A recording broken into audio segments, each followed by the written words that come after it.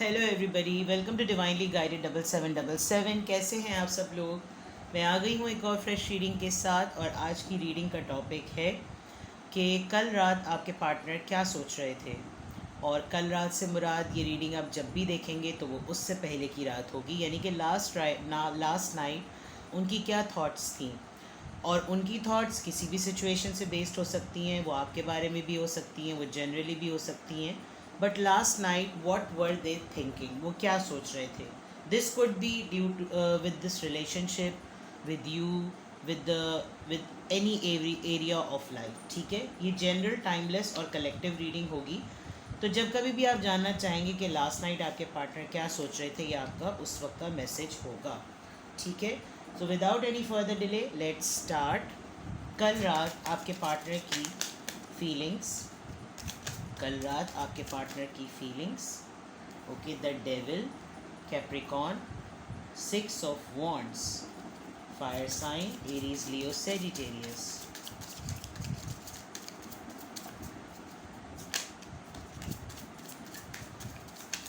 थोड़ी सी बॉसी सी एनर्जी है, थोड़ी सी गुस्से वाली भी एनर्जी लग रही है।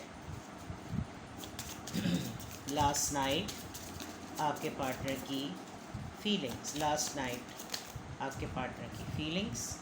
10 of Swords, Libra, Gemini, Aquarius. Last night आपके पार्टनर की फीलिंग्स, द सन। ओके, कल रात आपके पार्टनर यकीनन स्पेसिफ़िकली तो मुझे लग रहा है कि आप ही को लेकर थे। अगर वो अपने रूटीन में पूरे दिन में भी कहीं पर भी कितनी भी दफ़ा भी बिज़ी हों, एक लम्हे को उनको आपका ख़्याल आया ज़रूर है। और जब आया है तो उनके अंदर गुस्सा क्रिएट हुआ है। गुस्सा इस बात का कि वो कंट्रोल नहीं कर पा रहे, वो सक्सेस नहीं हासिल कर पा रहे, वो कमांड नहीं हासिल कर पा रहे। वो अपने ऑब्सेशन पर और अपनी टॉक्सिसिटी पर, टॉक्सिसिटी से ज़्यादा ये कि उनका जो पैशन है आपके टूवर्ड्स, बिकॉज डेविल का कार्ड जो होता है वो एक एडिक्शन का कार्ड होता है, यानी कि किसी के ऊपर को डिपेंडेंट हो जाना, अपने आप को जकड़ लेना, कोई आपके साथ हो तो उसको साथ लटक जाना, को डिपेंडेंसी का कार्ड।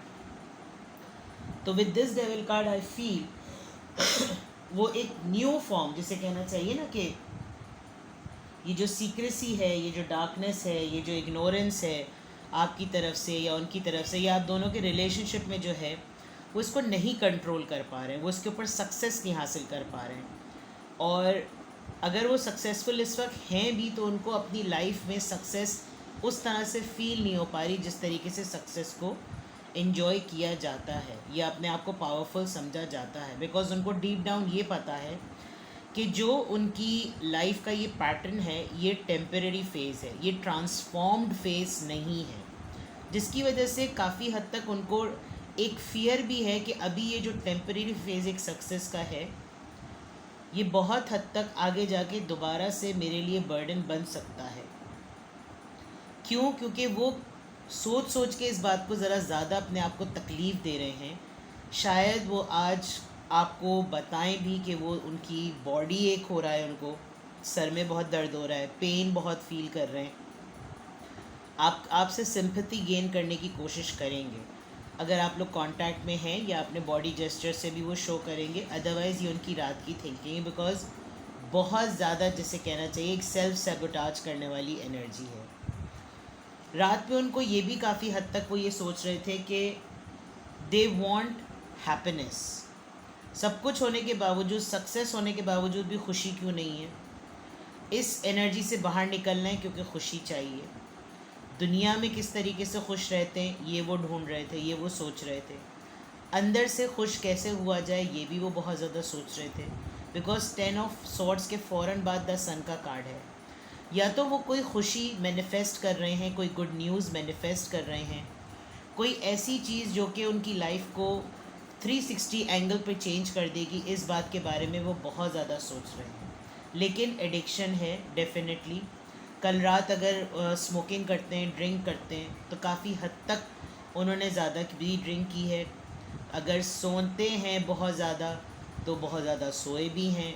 हर किसी भी चीज़ की एडिक्शन हो सकती है। लेकिन वो उस एडिक्शन के ऊपर उसको छोड़ने के लिए, उसकी तरफ जहन बटाने के लिए, उसको डाइवर्ट करने के लिए सक्सेसफुल नहीं हो पा रहे। आपके बारे में अगर सोच रहे हो ऑब्सेसिवली, तो वो नहीं उसको चेंज कर पा रहे, और काफ़ी हद तक उनको ये भी फीलिंग आई कि उन्होंने सब कुछ अपना काम खुद से बिगाड़ लिया है।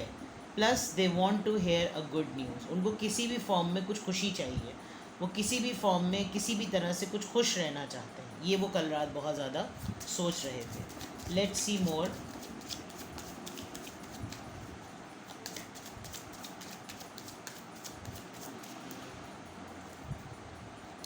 Four of Cups, King of Swords, the Tower, Two of Swords. Okay.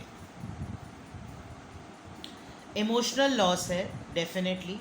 कल रात वो बहुत हद तक ये बात भी सोच रहे थे कि किस हद तक वो इमोशनली लॉस्ट हुए हैं। ना किसी से कोई बात, ना किसी से कोई चीज़, ना किसी की कोई ऑफ़र एक्सेप्ट करना, ना फ्रेंड जोन की तरफ देखना, ना सर्कल की तरफ देखना, कुछ भी नहीं।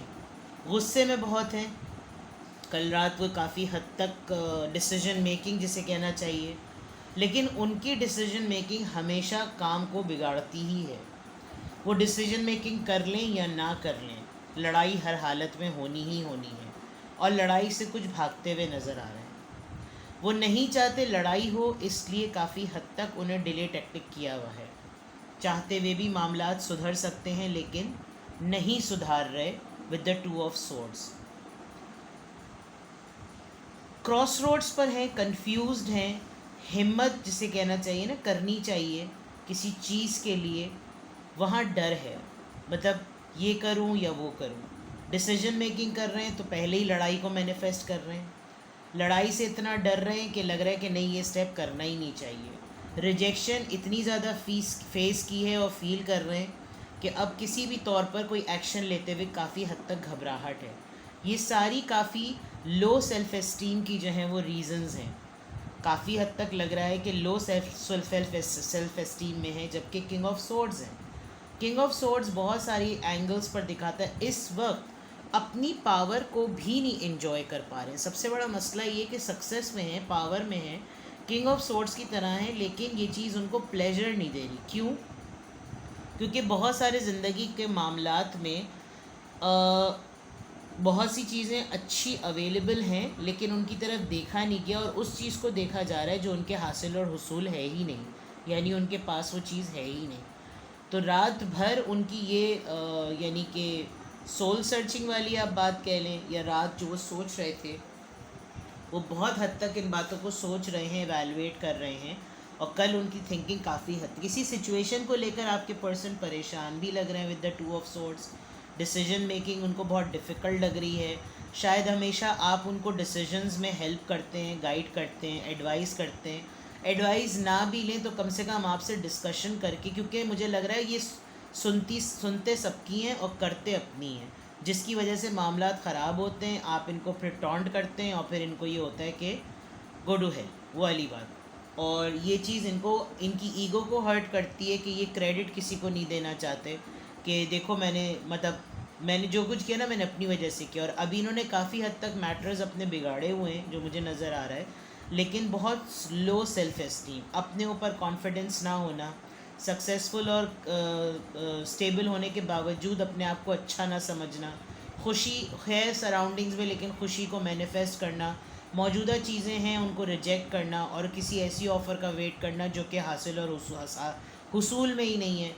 ऐसी चीज़ें सोचना जिससे लड़ाइयाँ मज़ीद हों और कंफ्यूज रहना, ये इनकी सोचें थी, जो कि शो करता है कि इनकी लाइफ में काफ़ी मामलात जो हैं वो उल्टे सीधे चल रहे हैं। लेट्स सी, जो कार्ड्स आ रहे हैं मैं वही बता रही हूँ। आप ख़ुद भी इतने अरसे से टैरो रीडिंग्स देखते हैं। टावर का कार्ड मेजर आर्काना है। 10 ऑफ सोर्ड्स इतना एक्सट्रीम थका देने वाला सोचों का कार्ड होता है।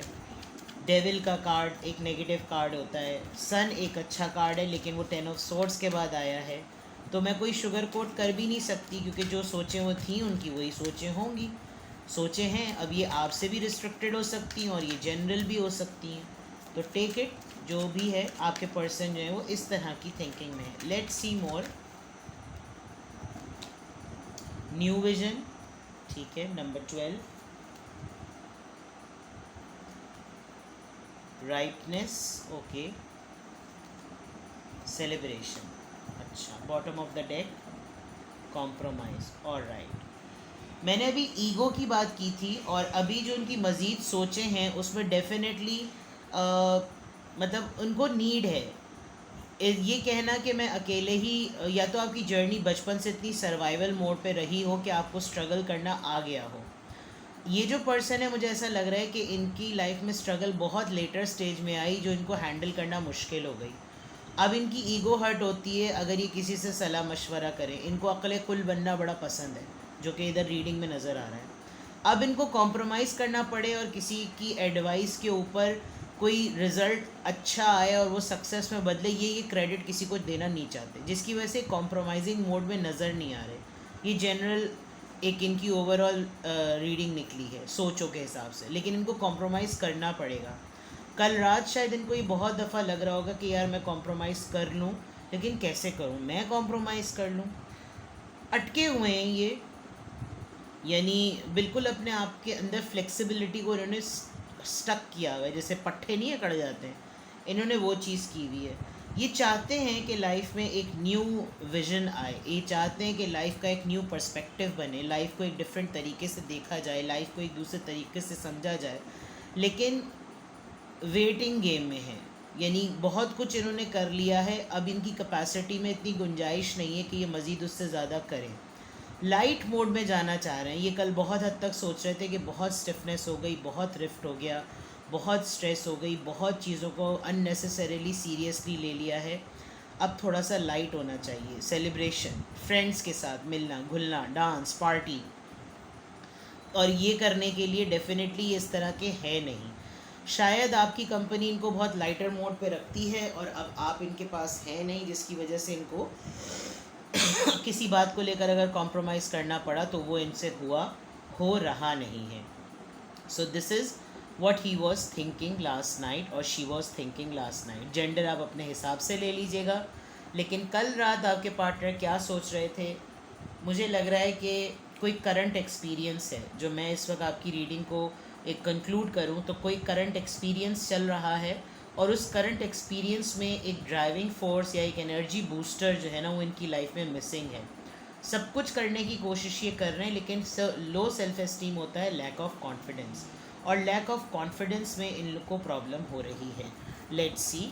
अगर आप इनके साथ कांटेक्ट में हैं तो शायद आप इनकी बातों से असेस कर रहे होंगे कि कुछ अजीब व गरीब किस्म की बातें कर रहे हैं, तपा रहे हैं, गुस्सा दिला रहे हैं, चिढ़ा रहे हैं.